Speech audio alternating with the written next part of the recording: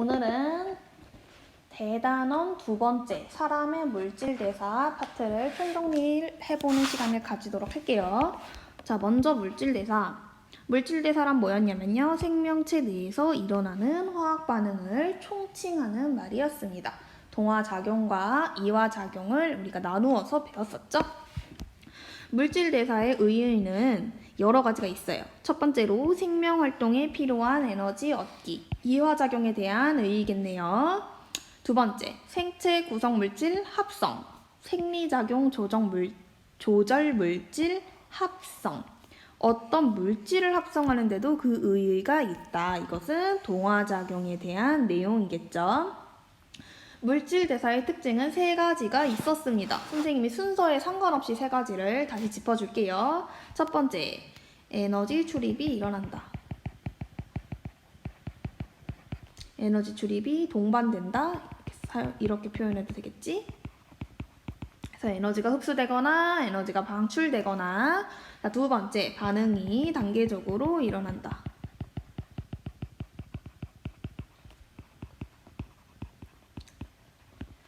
반응이 단계적으로 일어나는 데에 대한 특징은 한 단계 한 단계마다 효소가 관여한다고 할 수 있습니다. 그래서 세 번째, 효소가 관여한다.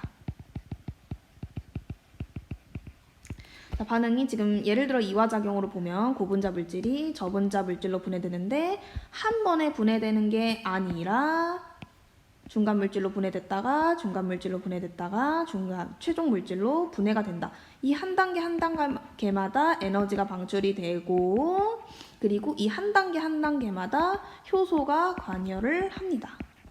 이 부분도 같이 살펴봤었죠. 자, 효소가 관여하는 것에 대한 또 의의는 뭐냐면 체온이 36.5도씨잖아요. 우리 체온같이 낮은 온도에서도 반응이 쉽게 일어나게 해준다는 부분이었어요. 이거 지울게.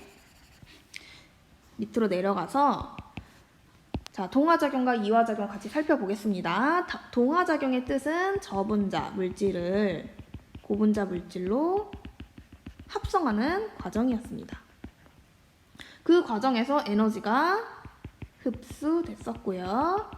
다른 말로 흡열 반응이라고도 했었죠. 이화작용은 반대로 고분자 물질이 저분자 물질로 분해되는 반응이었습니다. 이 과정에서 에너지가 방출됐었고요. 그 다음에 발열 반응이라고도 했었죠. 동화작용은 우리 체내에서 언제 이용이 되냐면 우리 체내 구성물질을 합성한다든지 아니면 생명활동에 필요한 물질을 합성한다든지 어쨌든 간에 물질을 합성해야 할 때 이용이 됐었고요. 이화작용은 생명활동에 필요한 에너지를 얻어내기 위해 물질을 분해했었죠. 그래서 생명활동에 필요한 에너지 획득이라고 쓸게요. 동화작용의 예시로 우리가 광합성 을 살펴봤었죠. 교과서에 뭐가 나와 있었지? 단백질 합성 같은 게 있었습니다. 자, 또 교과서에 글리코겐과 포도당이 서로 상호 전환되는 부분이 나왔었는데요. 글리코겐이 합성되는 반응도 동화작용의 일종이라고 할 수 있겠죠.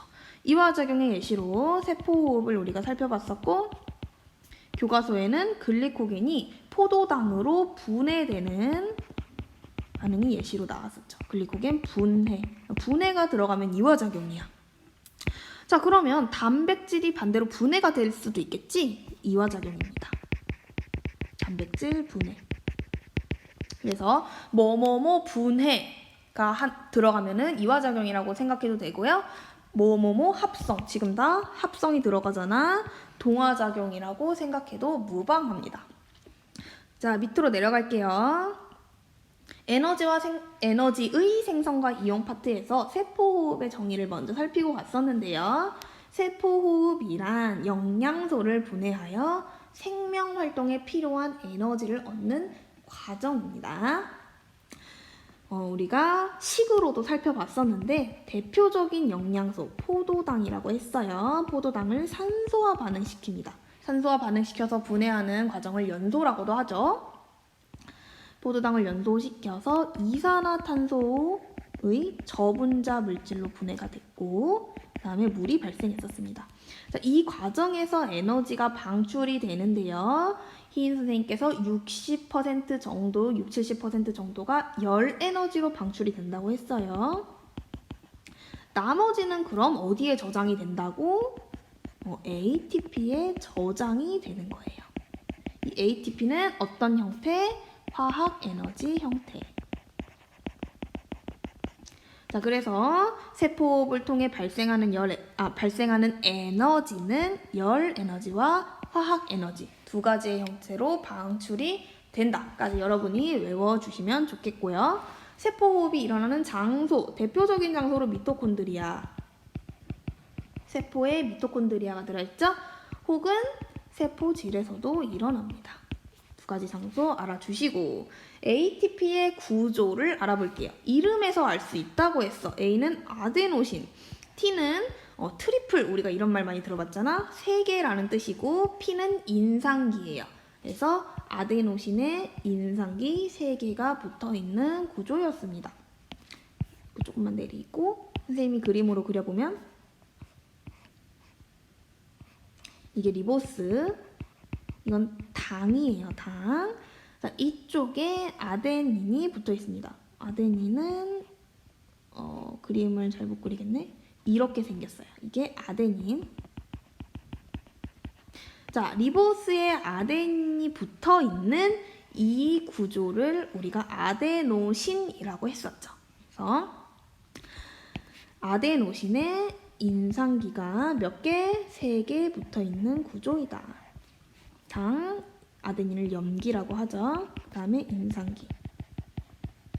당 하나, 염기 하나, 인상기 3개입니다. ATP의 역할은 뭐였어요? 생명활동에 필요한 에너지 저장의 역할을 했었죠. 자, 이렇게 ATP에 저장된 에너지가 운반이 됩니다. 에너지가 필요한 것으로 운반이 돼요. 그래서 에너지를 운반시켜주는 역할도 할 수 있겠죠.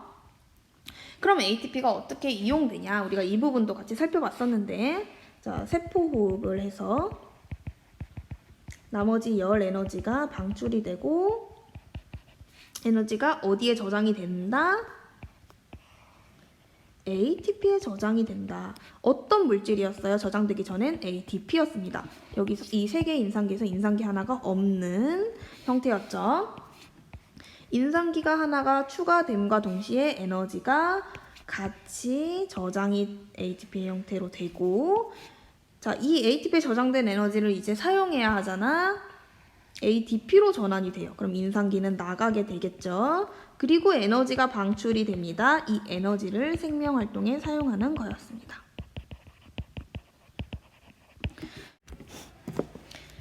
다음 에너지 생성에서 소화계, 호흡계, 순환계의 역할 파트 같이 살펴볼게요. 자, 소화계의 역할 뭐였습니까? 영양소를 크기가 작은 형태로 분해하는 것이었죠. 왜 이렇게 분해해요? 크기가 작아야 우리 몸이 흡수할 수 있기 때문에, 크기가 작아야 세포막을 뚫고 우리 몸 안으로 흡수될 수 있기 때문이었죠. 그래서 몸속으로 흡수, 이렇게 선생님이 적을게요. 세포막 통과 가능, 이렇게도 적을 수 있겠죠.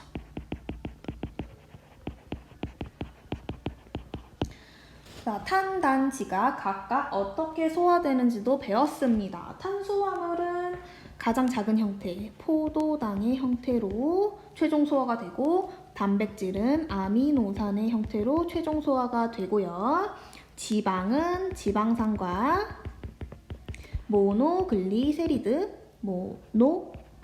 글리세리드의 형태로 최종 소화가 됐었습니다. 이 최종 소화 산물은 입식도 위를 거치면서 소장에 다다라서 흡수가 되죠. 그래서 흡수되는 장소는 소장, 특히 소장의 용털이었습니다.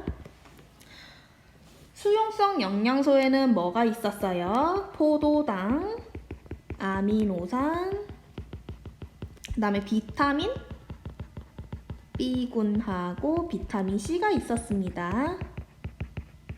지용성 영양소는 뭐가 있었죠? 지방산, 모노글리세리드, 그 다음에 비타민 A, D, E, K가 있었죠. 수용성 영양소는 소장, 융털에서 흡수가 된 뒤 어디로 이동했어요? 소장, 융털의 모세혈관.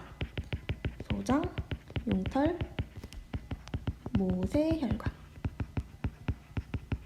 자, 지용성 영양소는 소장, 융털, 암죽관으로 이동이 됐었습니다.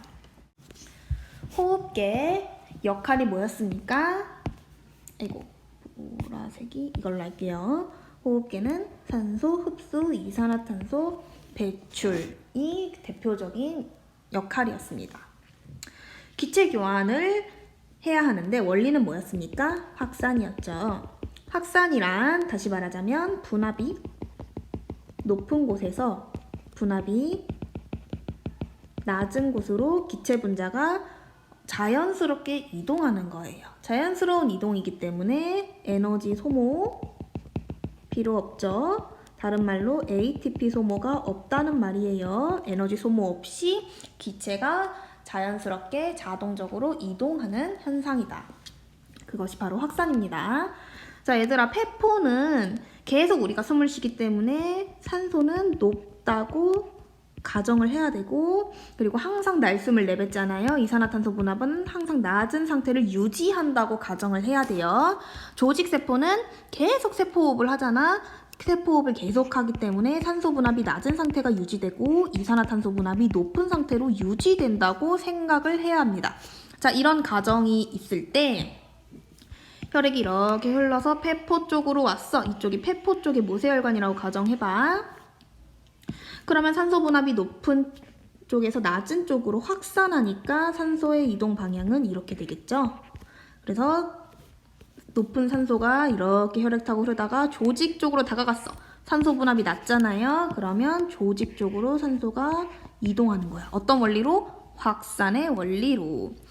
자, 그러면 이산화탄소 볼게요. 폐포 쪽에선 이산화탄소 분압이 항상 낮은 상태를 유지하잖아요. 그러니까 이산화탄소는 높은 곳에서 낮은 곳으로 이렇게 확산하게 되는 거죠. 자, 그러면 이런 이산화탄소가 낮아진, 분압이 낮아진 혈액이 이렇게 이동하다가 조직 쪽의 모세혈관으로 갔다. 그러면 조직 쪽의 이산화탄소 분압은 높은 상태를 유지한다고 했어. 그러면 높은 쪽에서 낮은 쪽으로 확산, 이산화탄소 이렇게 이동하는 거죠. 자, 기체 교환이 이동하는 방향을 여러분이 잘 기억을 해줘야 돼요. 폐포 쪽의 모세혈관과 폐포, 조직 쪽의 모세혈관과 조직. 다음 순환계의 역할이 뭐였어요? 산소 운반. 폐로부터 공급받은 산소를 온몸으로 운반해주고 영양소 운반. 소장 융털에서 흡수된 영양소를 또 온몸으로 분배해주고요. 그 다음에 노폐물 운반. 우리 몸 구석구석에 있는 조직세포들이 노폐물을 배출을 하면 그 노폐물을 받아가지고 호흡계로 보내고 또 배설계로도 보내는 그런 역할을 했었죠. 그래서 산소와 영양소와 노폐물을 각기 알맞은 장소로 운반해주는 역할을 했다. 혈액순환에는 두 가지가 있었습니다. 선생님이 심장을 그려볼게 먼저. 자, 심장은 하트. 심장은 4개의 공간으로 이루어져 있어요. 이쪽에 있는 게 우리가 볼 때 오른쪽이라고 해서 우가 붙는 게 아니라 좌가 붙습니다. 좌심방, 좌심실, 이쪽이 우심방, 우심실이에요. 자, 먼저 온몸 순환부터 볼게요. 온몸 순환은 심장을 나갈 때 좌심실로부터 나가는 것부터 시작합니다. 자, 이렇게 나갔어요. 아이고. 그때 대동맥을 거쳐서 혈액이 나가게 됩니다. 동맥은 뭐야? 심장으로부터 나가는 혈관이야. 자, 대동맥을 거쳐서 온몸으로 분지가 됩니다. 온몸에 모세혈관으로 분지가 돼요. 살표를 조금 이렇게 그릴게요. 자, 온몸을 쫙 갔다가 다시 모아지겠죠. 어디로 모아지냐면 대정맥으로 모아집니다. 자, 정자가 붙었으니까 심장으로 들어가야겠죠. 어디로 들어가냐면 우심방으로 들어가는 거야. 여기까지가 온몸 순환이에요. 심장 나가서 대동맥 거쳐서 온몸으로 분지됐다가 다시 대정맥으로 모아져서 다시 심장 돌아온다 해서 온몸 순환이에요.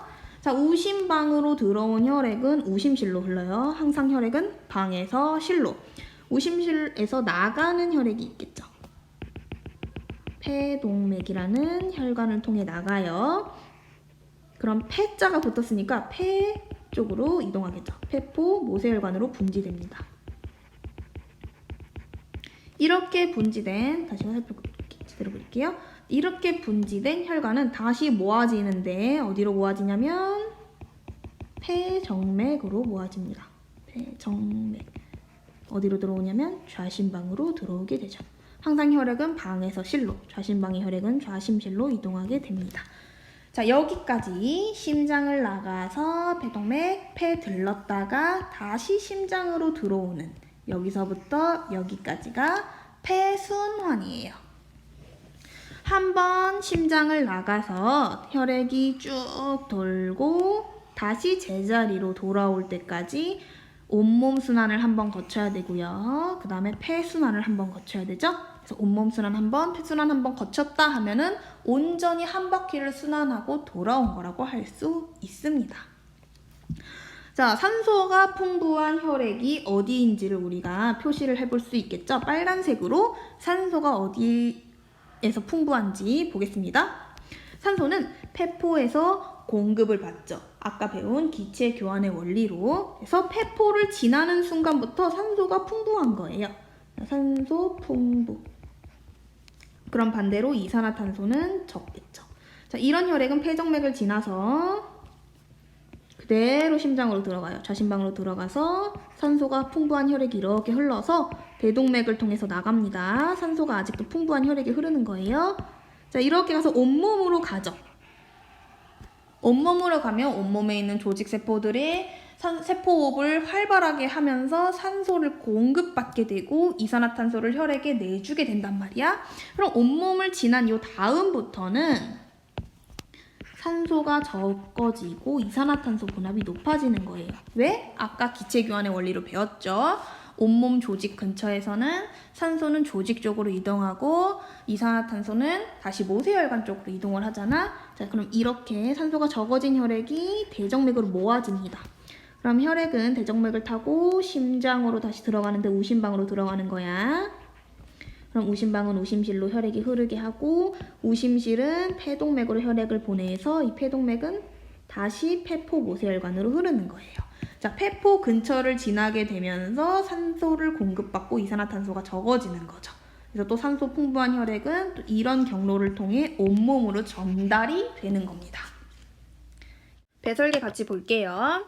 세포호흡으로 탄수화물, 지방, 단백질이 이용된다. 자, 탄수화물을 세포호흡으로 이용한 다음에 나오는 노폐물은 두 종류가 있었습니다. 이산화탄소.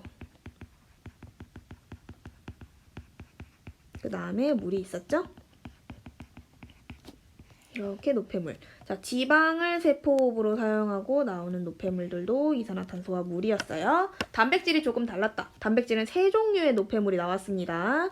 이산화탄소와 물과 암모니아였죠. 암모니아는 NH3. 자, 암모니아는 독성이 강해서 어디로 가냐면 간으로 가서 요소로 전환됩니다. 암모니아 2개가 요소 하나로 전환이 되고 배설계로 이동합니다. 콩팥으로 이동한다는 거죠? 그래서 오줌을 통해서 배설됩니다. 이산화탄소는 어떻게 배출이 됐어요? 호흡계로 이동했었죠. 그래서 날숨을 통해서 밖으로 방출이 되고요. 물은 날숨을 통해서 배출이 되고 또 배설계로 가서 오줌을 통해서 배설이 된다. 그래서 이 세 가지의 노폐물이 어떻게 우리 몸 밖으로 방출이 되는지를 여러분이 기억해 주셔야 합니다.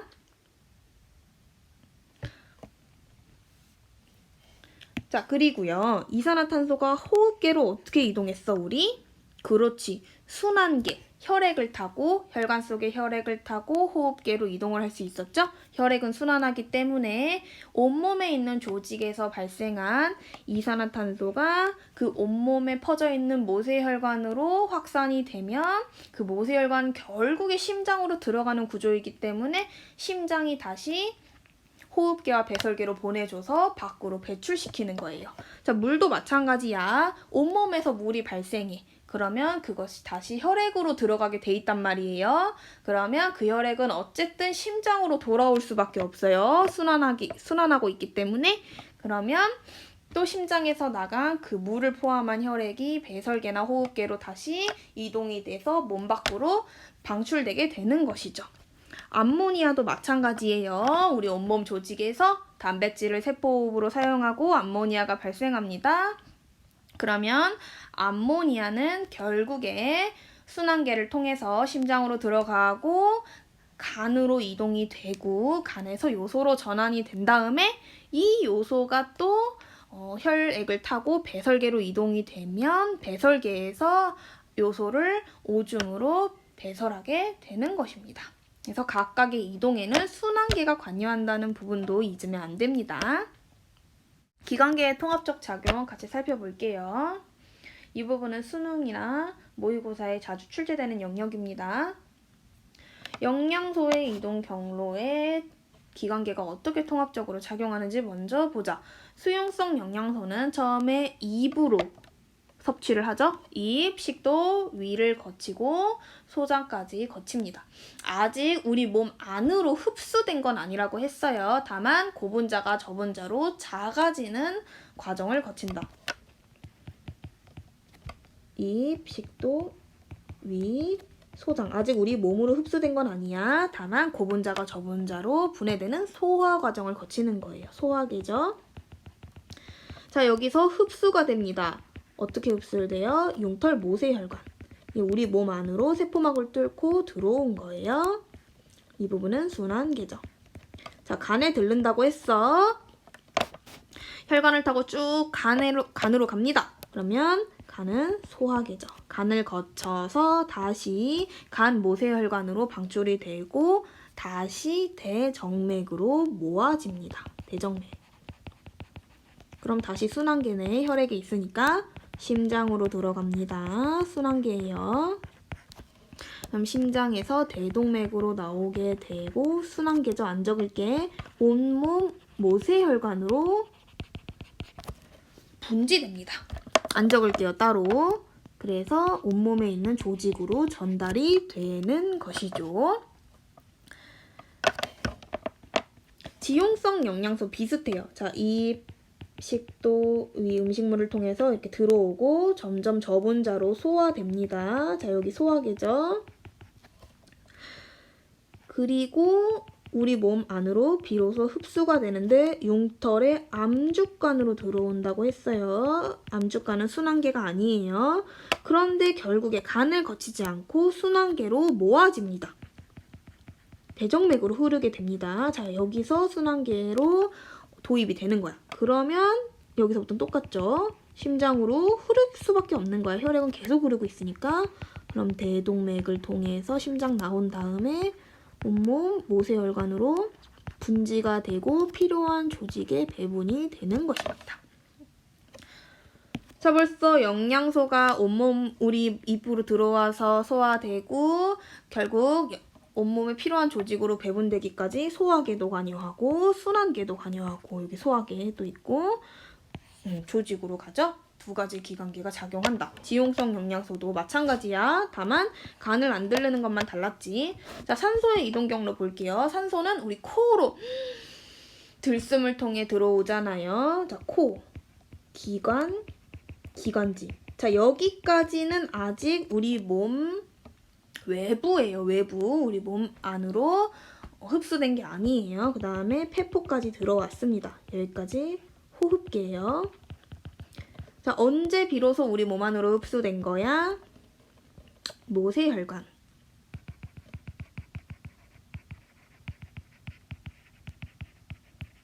폐포에 상피세포를 뚫고 들어온 순간 우리 몸 안으로 흡수가 되고 모세혈관으로 산소가 확산이 된다고 했어요. 여기 순환계죠.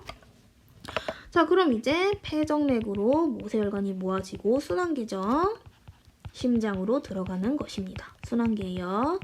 그러면 대동맥으로 나오게 되고 온몸 순환을 통해서 온몸 모세혈관 조직으로 전달이 됩니다. 그럼 조직은 세포 호흡을 활발하게 할 수 있는 것이죠. 자, 노폐물, 특히 우리는 배설계가 담당하는 노폐물 배출은 질소성 노폐물입니다. 자, 조직에서 질소성 노폐물이 발생을 합니다. 질소성 노폐물. 암모니아가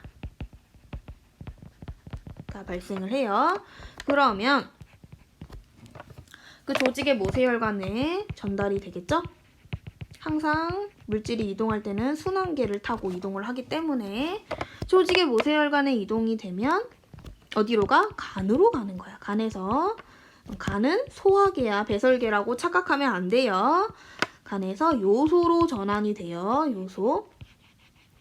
그럼 요소는 다시 혈관을 타고 쭉 돌다가 선생님이 혈관 타고 도는 과정을 생략할게. 콩팥으로 보내집니다.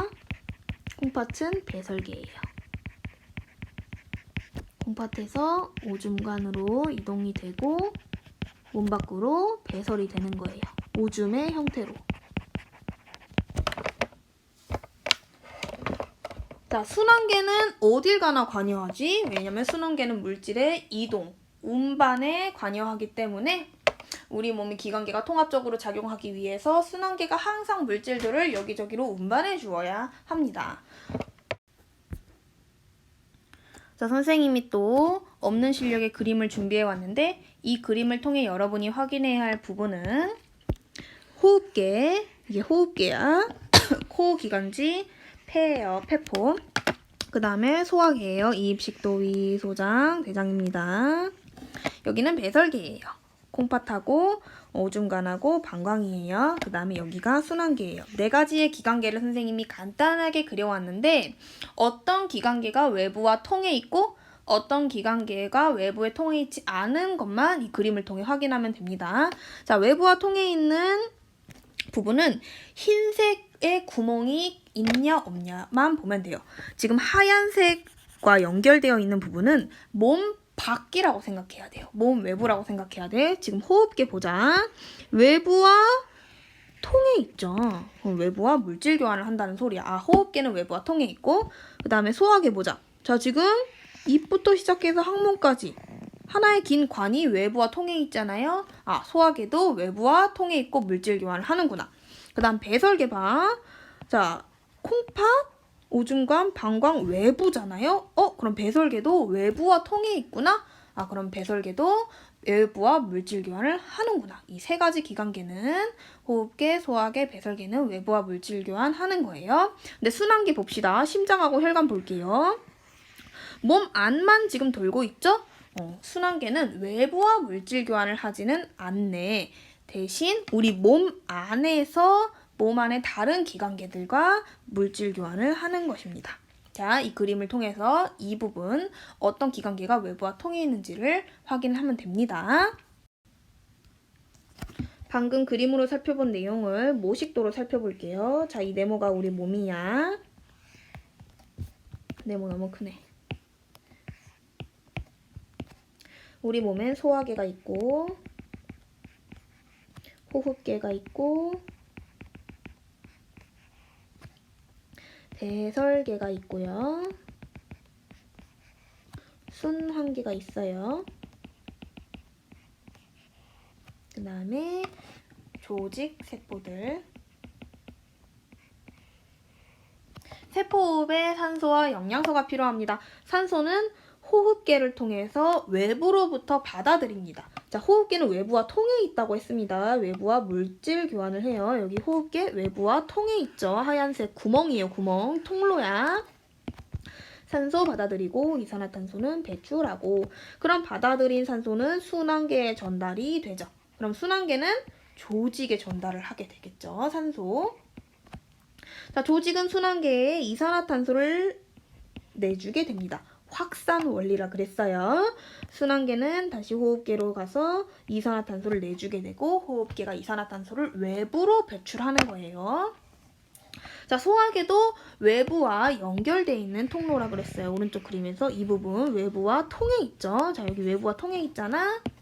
영양소를 받아들입니다. 그러면 소화계는 영양소를 순환계로 보내고, 순환기가 온몸을 돌면서 조직 세포에 영양소를 전달하게 되는 거죠. 0이라고 쓸게요. 음식물을 이렇게 먹어요. 그러면 통과를 하면서 영양소가 분해되고 막 영양소가 흡수되잖아? 근데 전부 다 흡수하는 게 아니라 흡수되지 못하고 남은 찌꺼기들은 그대로 내려가서 외부로 배출이 되게 됩니다. 그것을 배출이라고 하고 대변이라고 하죠. 그래서 소화계를 거쳤는데도 불구하고 우리 몸으로 흡수되지 못하는 것들, 찌꺼기, 대변이라고 하고요. 이것은 배출이 된다라고 표현합니다. 자, 여기까지. 조직세포가 세포호흡을 활발하게 합니다. 그러면 이산화탄소가 발생하고요. 물도 발생하고요. 암모니아, 질소성 노폐물이 발생하게 되죠. 이 노폐물들은 순환계를 통해 전달이 되고 이 혈액을 돌면서 배설계로 전달이 됩니다. 그럼 배설계는 노폐물들을 배설하게 되죠. 오줌의 형태로. 그래서 바깥 세상과 연결되어 있는, 그래서 물질 교환이 가능한 기관계는 소화계, 호흡계, 배설계고요. 어떤 물질들을 교환하는지도 알아줘야 됩니다. 소화계는 외부로부터 영양소를 흡수하고, 흡수되지 못한 영양소는, 자, 여기서부터 흡수되지 못한 영양소는 그대로 통과한다. 항문을 통해 통과한다. 그게 대변이고 배출된다라고 합니다. 찌꺼기가. 그 다음에 호흡계는 외부로부터 산소 받아들이고 이산화탄소를 내보내게 되고요. 배설계는 외부로 오줌을 배설하게 됩니다. 자, 마지막으로 효모에 대한 이야기 하고 마칠게요. 우리가 효모에 대한 실험을 했잖아요. 효모는 산소가 있을 땐 산소세포 호흡을 합니다. 우리가 일반적으로 알고 있는 포도당 산소와 반응해서 이산화탄소를 내고 물을 배출한다. 여기서 에너지 방출되는 이화작용이라고 했죠. 효모는 산소가 있으면 산소를 이용해서 세포호흡을 하고요. 산소가 없으면 발효를 하는 거예요. 발효도 세포호흡의 일종이라고 했어요. 근데 여러분은 발효가 뭔지까지 외울 필요는 없습니다. 발효가 그냥 세포호흡과 같다. 세포호흡의 일종이다라고 알면 되고요. 일반적으로 우리가 세포호흡이다 하면은 산소를 이용한 이 식의 표현된 세포호흡이라고 생각해주면 됩니다. 다시 우리가 앞에 효모 발효관 실험 할 때 효모는 발효를 하지만 발효도 세포호흡의 일종이고 여러분이 발효까지 알 필요는 없어요. 그래서 우리가 세포호흡이다 라고 하면은 일반적인 세포호흡을 생각해주면 돼요. 어떤 세포호흡? 산소가 이용되는 세포호흡. 포도당이 산소와 반응해서 에너지를 방출하고 이산화탄소와 물이 발생하는 그 일반적인 세포호흡을 떠올려주면 됩니다.